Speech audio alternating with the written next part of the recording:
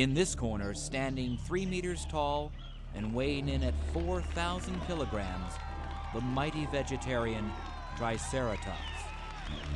And in this corner, at 12 meters tall and 6,400 kilograms, the ferocious carnivore Tyrannosaurus rex. Vegetarian versus carnivore. The world has always been divided and still is. I am not a vegetarian. I like meat. I'm a vegetarian because when I eat meat, it makes me feel gross and dirty. I absolutely love meat. I would like to be a vegetarian because meat preparation in this country scares me.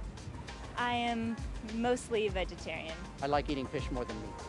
I'm sort of against vegetarianism. I think it's silly because meat, I think it's kind of a necessary part of your diet. I eat lots of fruit and vegetables. I eat lots of raw food. My favorite meat dish is filet mignon. I think red meat is bad for you. I kind of like vegetables, some vegetables, but I really like meat. I could never stay away from meat. This is Helen Harita, who is a caterer, chef, and author who specializes in vegetarian cooking. Helen is shopping to prepare a vegetarian meal. I have 3 main reasons why I shop at a farmer's market.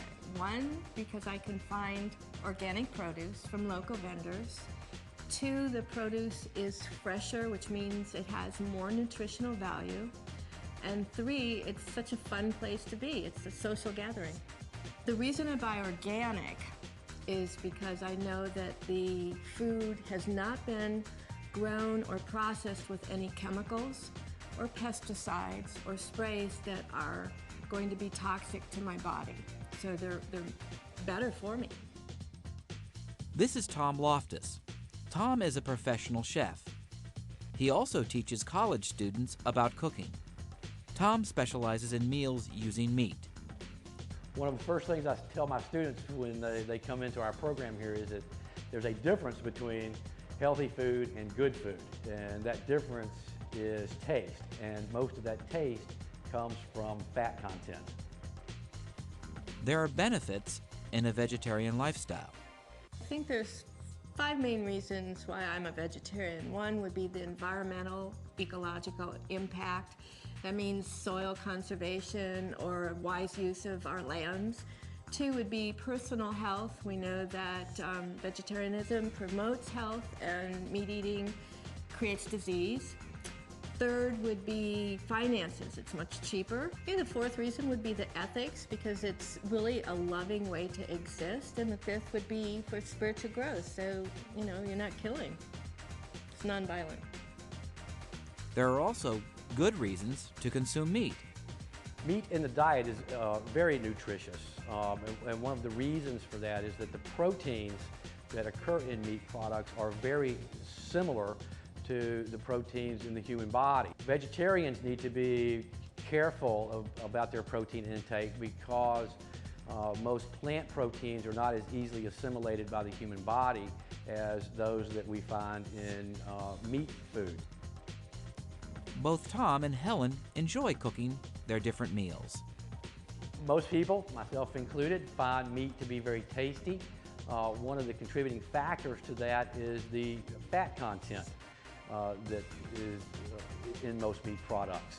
My meat-eating friends think they can't get a good-tasting vegetarian meal, but on the contrary, I use all the freshest ingredients, all the great spices and herbs, and together that gives the palate the satisfaction that people are looking for. And at the same time, I'm not relying on the fat in meat for flavor. While Tom and Helen cook very differently, they can agree on some food issues. If you choose to be a meat eater, there are a couple rules of thumb. Try and buy organic or clean, hormone-free meat. Try to keep meat to a minimum in your diet. Remember to eat only a piece of meat that's as big as the palm of your hand so that you can digest it better. And eat it with greens. I certainly think that you can be a healthy person and practice vegetarianism, but I also believe that you can be healthy by having some meat in your diet. Vegetarian or carnivore? the battle rages on.